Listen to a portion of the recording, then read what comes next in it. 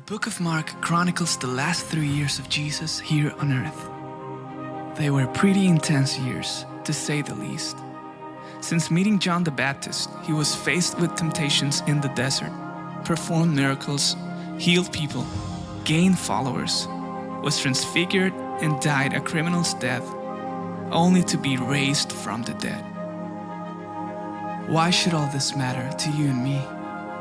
Join us for the last 3. Good morning, grace and peace. Good to be here with you guys. It looks like spring break didn't have much effect in this room. Excited about that. Let me start with a very important question today.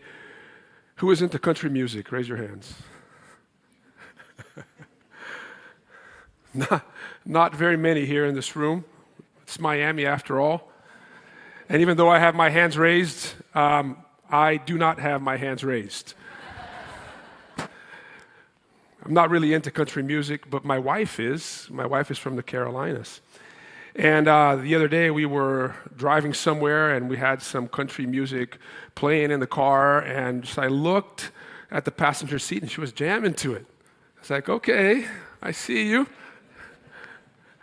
And I say to her, you've always loved country music, right? She says, no. I said, I expected if you were born in the Carolinas or in Georgia, you would be born loving country music. It's like, no, that's not the case. So when did you start liking country music? She said, there was this song in my freshman year of high school that I listened to that I really loved. And I said, what song is that? She says, it's a song by Diamond Rio called Meet in the Middle. How many of you guys know this song? Oh, wow. Wow. Okay, this is how this song goes, okay? I'm just going to read the chorus to that song. I'd start walking your way, you'd start walking mine. I wish I had like a country accent. Maybe some of you actually do that. Raise your hand. We'd meet in the middle, 'neath that old Georgia pine. We gain a lot of ground because we both give a little. Ain't no road too long when we meet in the middle. Maybe I should have had Renee read this. Those that know Renee, she has an accent from Arkansas. It would have sounded better than me. But anyways, if in marriage and in any human relationship for that matter, this is a good principle. This is a good standard. We ought to be able to meet each other in the middle if we expect our relationships, our human relationships, to thrive. In a household, one person can't be doing all the cleaning. In a relationship, one person can't be doing all the caring. You have to be able to meet in the middle. And in any relationship where one person does all the giving and the other one does all the receiving, we know that those relationships are doomed for failure. Now, in a comparative theology, many of us will think that that's how our relationship with God ought to be like. And even though that kind of makes sense, when you read the Bible, that makes no sense at all. We tend to think that, let me love you halfway and you love me halfway, God. You give 50% and I give 50%. Some of us may think, what if you give 95% and I just give 5%? I have to collaborate. I have to participate if this relationship is going to work. Now, when you read the Bible, that's not what you read. When you read the Bible, God does all the loving and we do all the receiving. In the book of Isaiah, when he was coming towards us, when he was loving us, we were running away from him. And the mystery of the incarnation is that which God came all the way. He took upon himself flesh and he moved into the world in which he has created in order to love us. He has gone all the way. And the passage that we're going to read today is a passage that comes as an encouragement for those of us who say that we are disciples and followers of Jesus. A few chapters before the chapter we're going to read today, Jesus had told his disciples, if you want to be my true disciples, if you want to follow me, there's no halfway love. It's all or nothing. You got to come all the way if you got to be my disciples. And so we find ourselves today in the Gospel of Mark in chapter 14. We're going to read this very famous story. We're going to read from verses 3 through 9. This is weeks before Jesus' actually, not weeks, sorry. This is days before Jesus' passion. And he is in the town of Bethany, and this happens when he's there. So Bethany is just like a suburb outside of Jerusalem. He's there. Okay, so this is what the text tells us. And while he was at Bethany, in the house of Simon the leper, as he was reclining at table, a woman came with an alabaster flask of ointment of pure nard, very costly, and she broke the flask and poured it over his head. There were some who said to themselves indignantly, "Why was the ointment wasted like that? For this ointment could have been sold for more than 300 denarii and given to the poor." And they scolded her. But Jesus said, "Leave her alone. Why do you trouble her? She has done a beautiful thing to me. For you will always have the poor with you, and whenever you want, you can do good for them. But you will not always have me. She has done what she could. She has anointed my body beforehand for burial. And truly I say to you, wherever the gospel is proclaimed in the whole world, what she has done will be told in memory of her." This is the word of the Lord. This story, as I said, comes to us as a way of teaching us what does it look like to be a true follower of Jesus, of someone that truly got it and someone that truly embodied what it meant to be a follower and a disciple. While Jesus' disciples who were surrounding this woman at that living room at that very day did not get it. They had not gotten there yet, but she arrived before them. And so this story not only gives us a picture of what a follower of Jesus ought to really look like, but this story allows us to look into our hearts. The reason why this story is here, I believe, is so that we would search our hearts and we would ask the question, how is my love for God? Do I love him halfway, or do I love him all the way like this woman? What does it mean to love all the way? It means three things we see here in this passage. It means loving in a costly manner. Your love's got to be costly.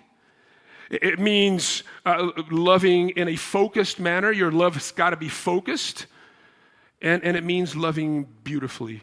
Your love has to be beautiful to Jesus. We'll get to that at the end. But first, it's got to be costly. Do you understand the costly of her gesture here in this story? The text tells us right from the beginning, as Jesus was at this man's house by the name of Simon in Bethany, reclining at a table, in verse 3, a woman came with an alabaster flask of ointment and of pure nard, very costly, and she broke the flask and poured it over his head. Now you need to understand that it was a common practice back in those days when you entered to someone's home that they would anoint you with some sort of ointment that would bring fragrance into the room. Because as you would imagine, like in these hot Middle Eastern, crammed up small spaces, things could get pretty nasty pretty quick. And so in order to keep the party going and a nice atmosphere, you would anoint people's heads. Nowadays, we have these smelly things that we put in our AC vents, right? That's what we do. But back then, this is what they did. And the text tells us that this woman comes to the room holding a flask of alabaster, of pure nard. This was a very expensive, as the text tells us, very expensive cosmetic. It came from the Himalayas, it came from India, and it was worth a full year's wages. In the text we read here in the ESV, it costed 300 denarii. But if you go to the NIV or maybe the new KJV, it says that it was worth a year's salary, so that you would understand the proportion of that gift and the value of that cosmetic. Now, if you translate that into our modern day, okay, think of any cosmetic that costs roughly between $30,000 to $40,000. I think $300 is already ridiculously expensive. And there are some out there that are $300, $400. I know. But we're talking here $30,000, $40,000. Back then, if you owned a flask of alabaster, it was for one of a few reasons. Number one, you came from a very wealthy family that was given to you as an inheritance, or you worked really hard. You saved up all your dollars. It would be the equivalent of earning $30,000 or $40,000 and having $30,000 to $40,000 in your savings. Very, very rare here in the United States, must I say. And people would hold on to cosmetics such as this because this was sort of like a 401k. If a famine happened, if a war broke over, if tough times came, you can always go back. That was your shelter. That was your reserves. It was your now source of income to get you through hardships in life. And the text tells us that she approaches the party. And she breaks that flask because once you broke it, you couldn't put it back again. That's how they didn't have tops, okay? So she breaks it. And the text tells us that she doesn't pour a little bit over Jesus' head. She doesn't pour it halfway, but she pours it all the way. Now, I'm thinking about my own life, and I'm thinking about your life, and I'm thinking about our half pours of our lives for God and for others. You know, I have a bottle of a very expensive whiskey that was given to me by a friend. He used to be the CEO of a beverage company, and he gave me this bottle that you cannot buy it, you cannot find it. It's called the Director's Blend, okay? It's very, very valuable. Only the top executives of this company are given these bottles at the end of every year. They get 10 bottles, and it's sort of like investment for them. But one year, he gave me one of those bottles. And I'm not big into whiskey, but I appreciated the gift. And I've decided to drink from that bottle every time something big happens, like as a celebration. It's only one pour. So if Crossbridge launches a new campus, I'll drink from that bottle. If I'm celebrating my anniversary, I'll drink from that bottle with my wife. So I'll drink from that bottle. If something great happens, if I receive a great blessing from God, I'll drink from that bottle because that's what blessings and victory tastes like. Okay, when my team wins a championship, I'll drink from that bottle. Maybe I'll drink it this year if the Heat win. Okay, I'll drink a little bit from that bottle. I have probably a third of it left. Now, I have a lot of friends that I love that have been at my house when I'm celebrating big moments, and they have said, hey, could you pour one on my cup? I said, no, absolutely not. Now, I love them. I do love them,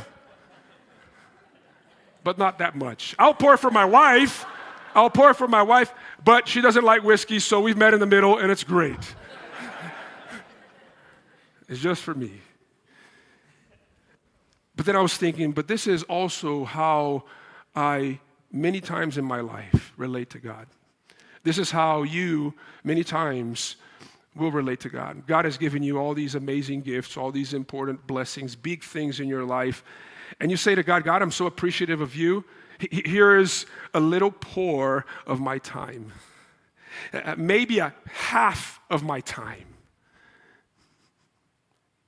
God, you've been so good and so generous to me. You can have a sip of my life. That's how we are. I know some of you here are on fire for God. I know some of you here have been on fire for God. And what kept you away from continuing to be on fire for God is the fact that you have measured and you have said, it's too much. I got to pull back on the pour. How I wish to be like this woman more and more. How you should wish to be like this woman more and more. Jesus is saying that if you're going to be my followers, you got to pour your whole self out. Now here is something that I want you to think about. That the reason why we love halfway is because we don't know we have been loved all the way.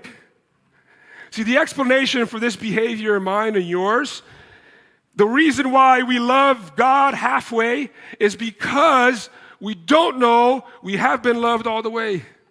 And here is the example here of Simon, the host. Now, what Jesus said was true. He said that anytime that the gospel would be preached, from that moment onward, this woman would be remembered. This is one of the rare accounts of Jesus' life that's in all four gospels. All four gospels record this moment in Bethany at the house of Simon. Now, what we learn from Luke's gospel, it's found in Luke chapter 7, is that the person who actually reproaches the woman, here in this passage here in Mark, everyone or those who were there scolded her. It's a plural thing here. Now, in the Gospel of Luke, it's Simon who reproaches the woman. This wealthy man, always the wealthy, he reproaches her. What a waste. To which Jesus takes and uses an opportunity to teach him and to explain to him what was going on in her heart. Look, then turning towards the woman, he said to Simon, this is from Luke 7, do you see this woman? Do you see her? He says to him, I entered your house, you gave me no water for my feet, but she has wet my feet with her tears and wiped them with her hair. You gave me no kiss, but from the time I came in, she has not ceased to kiss my feet. You did not anoint my head with oil, but she has anointed my feet with ointment. Therefore, I tell you, her sins, which are many, are forgiven, for she loved much, but he who is forgiven little loves little. Now I want you to understand something about Simon. What does the text tells us here? The first thing we read, while he was at Bethany in the house of Simon the leper. I want you to understand this, that lepers back in those days were not welcomed inside civilization, inside society. If you had leprosy, you were kicked out of the city. You had to stay outside because not only was there a hygiene problem, they were afraid of catching leprosy, and medicine was not as advanced as it is today, but there was also a religious and social stigma to people that had leprosy. They were seen as people that were punished by God because of some sort of sin they had committed. So here is this man, he should not be living within the confines of the city, but he was, because he probably had money. And here's Jesus in his house. What is Jesus, a Jewish rabbi, doing in his house? He's not supposed to be there. But Jesus is there. Why? Because Jesus is trying to show love to him. He has no idea of how loved he is by Jesus, by that generous act of Jesus of stepping foot in his house and eating from a leprous man's table. And he can't see that. Because he doesn't know that he's been loved all the way. And because he doesn't know he has been loved all the way, he only loves halfway. Because you don't know you have been loved all the way, that is why you loved halfway. And it's why when it comes to your possessions in relationship to God, you always operate under a scarcity mentality, not a mentality of abundance. That's why you operate as the safest thing possible to do versus what does risk look like in showing my devotion to the Lord. That's why you actually judge others that do that. You look at people that give their money away, that church, those people, they're squandering your resources. You're wasting your sweat money, right? Like, They criticize others that are living radically generous lives. You don't criticize them because you think they're wrong. You criticize them because you're a wimp. You know that you don't have the courage and the freedom that they have in order to act this way. Her love is costly. Is your love for God costly, or it costs you nothing?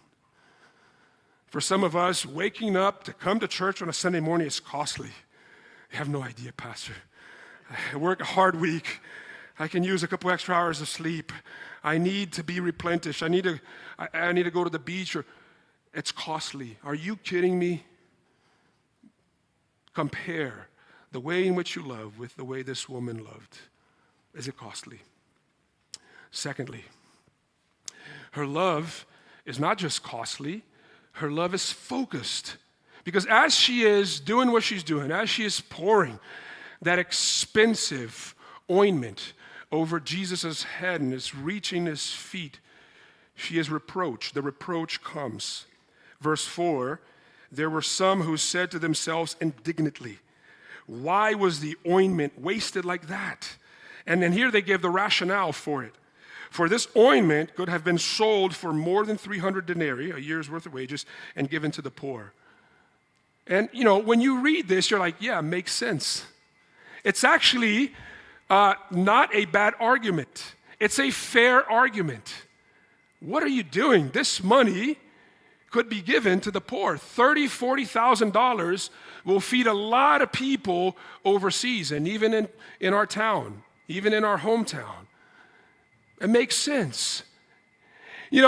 I think about my life too. How many times was I trying to live out radically for God, and halfway I heard the critics, and I stopped? How many times you were going all out for God, and you heard the critics, like this hum, and you stopped? Did you stop paying attention? Did you lose the focus? This woman does not lose the focus. As some of you are on fire for God, and as some of you have been on fire for God, the reason why you've stopped is because the critic's voice became greater than your focus on Jesus. That was intentional. The hum is gone. No, it isn't. It wasn't intentional. But God just sent it, and we used it for his glory. People have said to you, hey, you're wasting too much time on this Christianity thing. You're giving too much money away. What are you doing? You're too young. You have so much to do. You're giving all these hours on the weekend to worship and to be at church. Are you kidding me? What a waste. And I've heard that voice before, and I've said, yeah, that's a waste. I probably should back off a little bit. After all, I don't want to be confused or confounded as a fanatic. And we've taken steps back. But not this woman. She keeps going. She empties the flask. She is not measured. She is not calculated. She is putting everything out there. Why? Because for her, Jesus is more important than anything. Because for her, the voice of the critics do not matter when her focus is on Jesus. It doesn't matter. Because she is focused on Jesus. And what we learn from this passage is you cannot keep your focus on Jesus if you are listening to the critics. You cannot. What critics do is one of two things. They either want to bring you down to where they're at, or if they were above you, they look down at you and they make fun of you for not being up there. That's what critics do.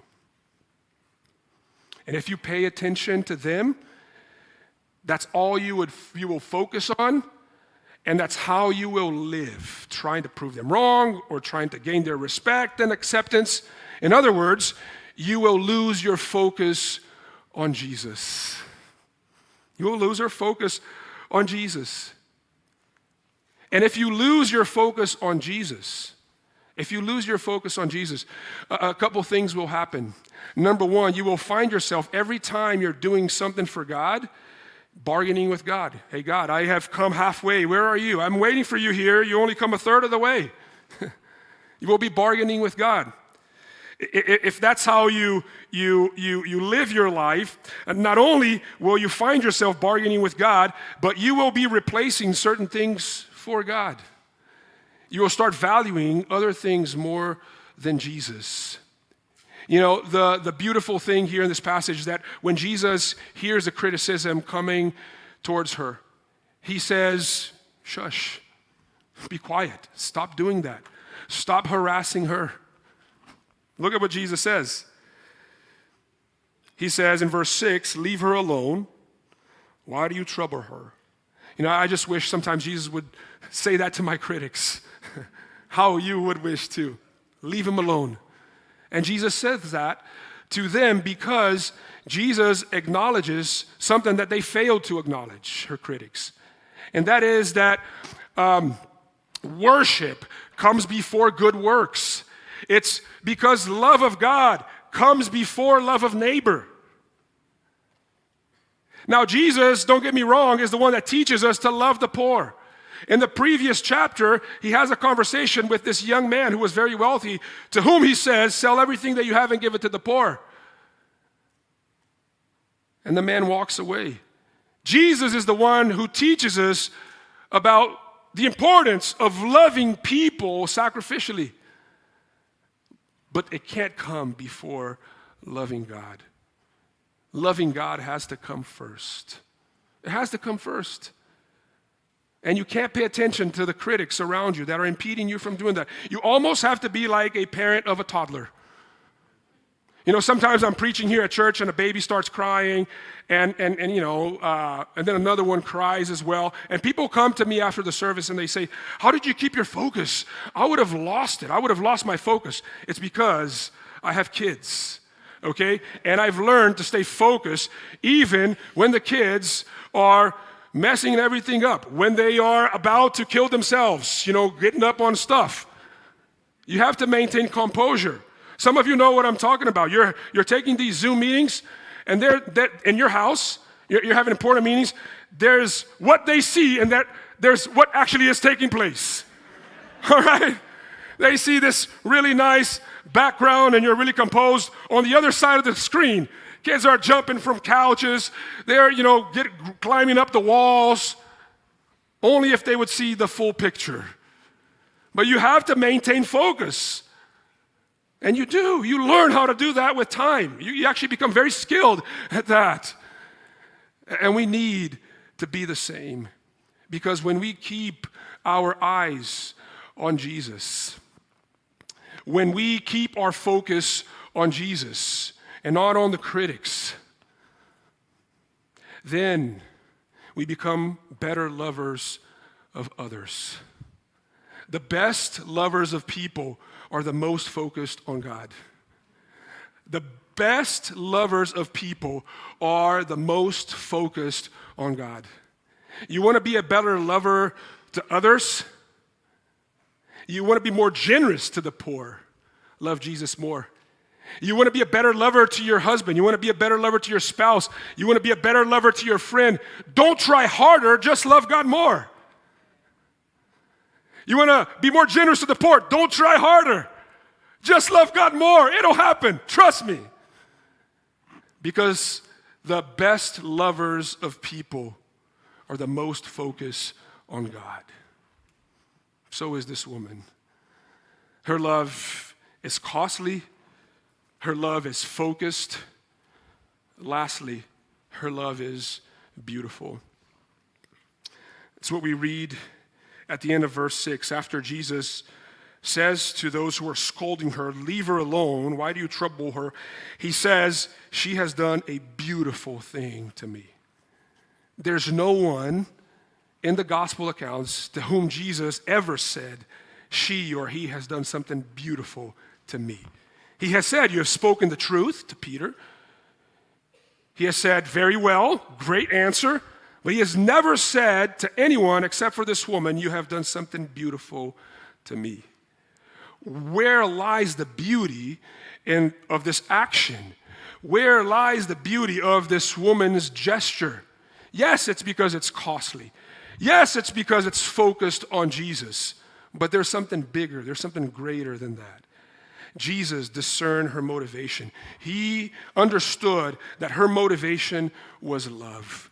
Look at what he says in verse 8, part A. She has done what she could.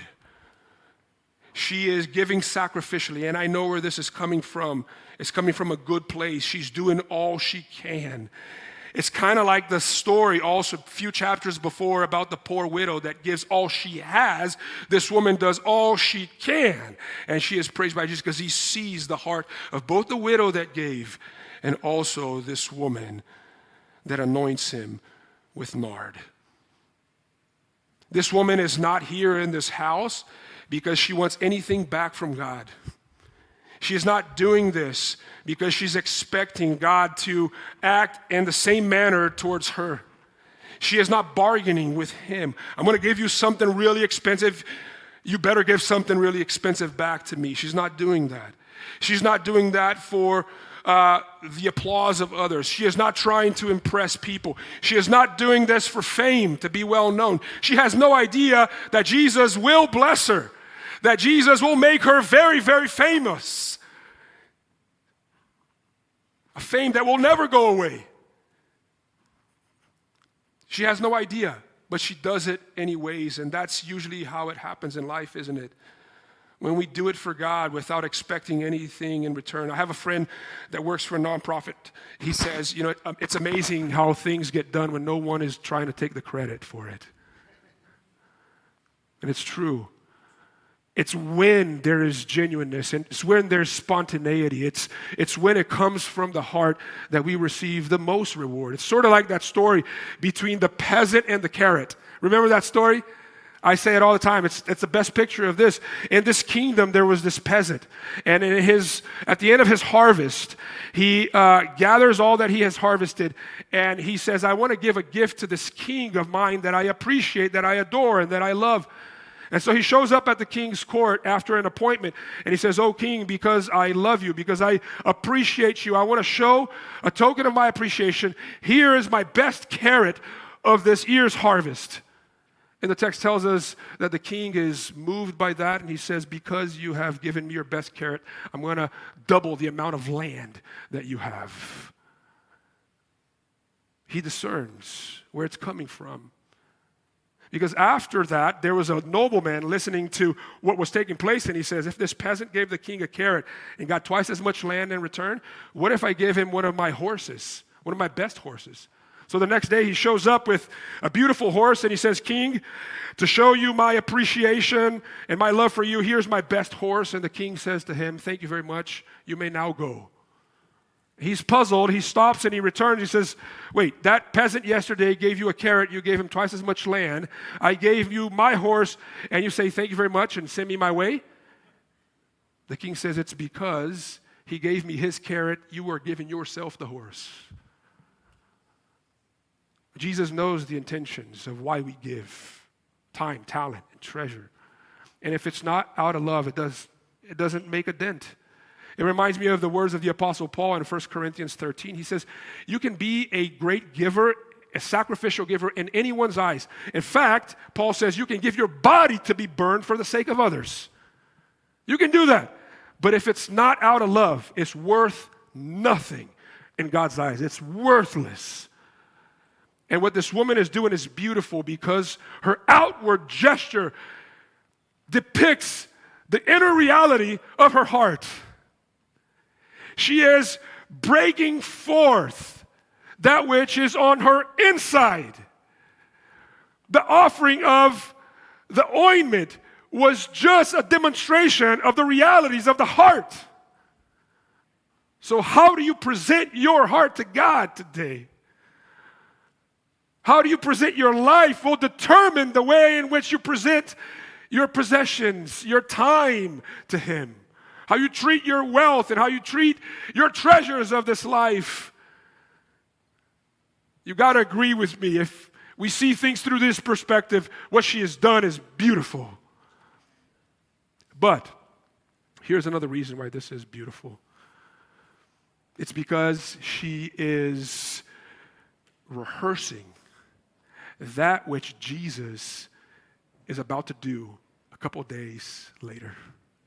She has no idea that what she is doing is rehearsing that which Jesus has come from heaven to earth to do. A couple days later, he does exactly the same thing. He picks up on that and he says, she is doing what I'm about to do. It's beautiful. She got it. A couple days later, the precious alabaster jar of God was shattered on the cross. And the precious ointment, the blood of Jesus, was spilled over sinners like ourselves. Now, she gave the gift to someone that was utterly deserving of that gift. But Jesus was shattered, and he was poured out as an offering for us undeserving people. She gave that gift to the best lover. Jesus gave his gift to the worst lovers, like you and I. So that when that scent comes upon us, when that ointment comes upon us, we unlovable become lovable to God. So that our fragrance now is not the stench of sin and death, but the sweet fragrance of Jesus Christ coming through the nostrils of God, because we have been washed by his blood, his precious blood.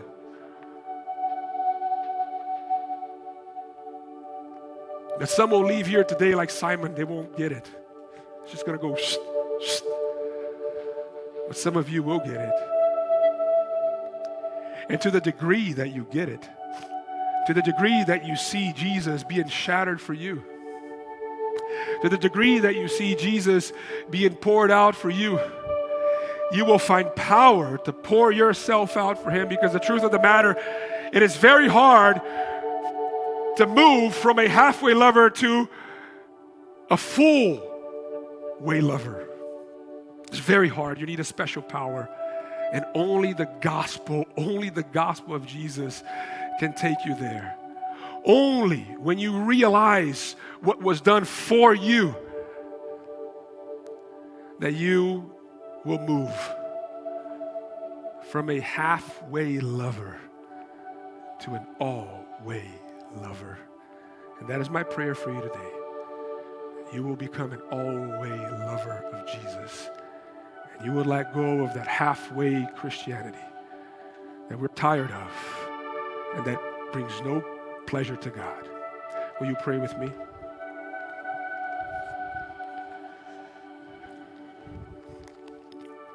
If you're here today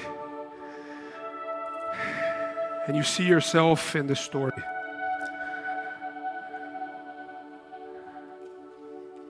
you see yourself not as the one who approaches Jesus, but as the ones who are sitting with Jesus. If you see yourself that way today, I want you to ask God, God, open my heart and open my eyes so that I can see the depth and the costliness and the focus of Jesus' love for me today. And you would pray to God right now, you would say, God, I don't want to be a halfway lover anymore. I want to be a full, all the way lover today. I pray that you would pray and that you would repeat after me, God, transform my heart. God, redeem my ways. And may I pour myself out. Say this, may I pour myself out as an offering at your feet. In Jesus' name.